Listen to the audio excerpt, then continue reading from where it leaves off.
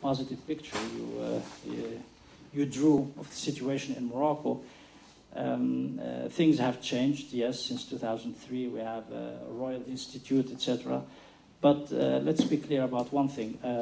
Legally speaking, as far as texts of law are concerned, nothing has changed as far as Amazigh is concerned. There isn't a single law that says if you are in a court of law, for example, and you don't speak Arabic, you may make use of an interpreter.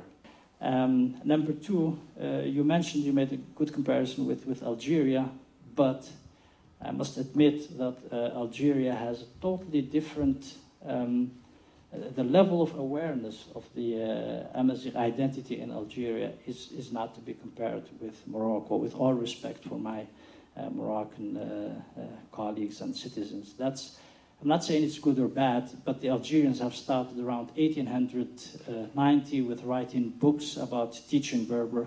And what those people ask for, the people from Kabylia, is much more than what the Moroccans in Morocco have asked for. So in Algeria in 1995, they got the right to teach Amazigh, etc.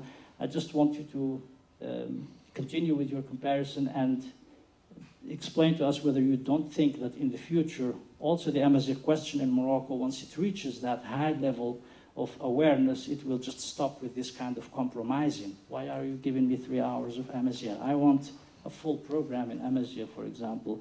Why isn't Amazigh recognized as an official language in the Constitution? Maybe I should give you the chance to comment on this. Thank you very much for these interesting questions. I always prefer to have a positive attitude rather than a negative attitude, because I am one of those people who look after that small light in the dark, and they follow that small light until they find their way out. So that's why I'm positive. Well, legally speaking, not much has been done, that's true. But if you look at the National Charter of Education that was validated and implemented in 2000, it is mentioned explicitly that Amazigh language should be taught in Moroccan schools. And since then, Amazigh language has been introduced, at least in the primary level. That's one. Two, nothing excludes that in the future, Amazigh language will be legally recognized. So I'm not pessimistic about the future. In comparison with Algeria, Moroccans, Amazigh people in Morocco, have never felt threatened, because there is a majority of Amazigh in Morocco.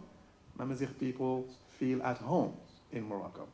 And historically, 90% of the population of Morocco is of Amazigh origin. The Arabs who came to conquer Morocco in the 7th and 8th centuries were only a handful soldiers and horsemen, and they were all male. When they arrived in Morocco, they ended up marrying Amazigh women. So we cannot say that Morocco is a purely Arab country in that sense. And Moroccans know this. Every Moroccan has somehow Amazigh blood. Okay? So maybe 10% are pure Arabs, but the majority are actually of Amazigh. So there's no way we can compare with Algeria. Algeria had also a bloody struggle for independence.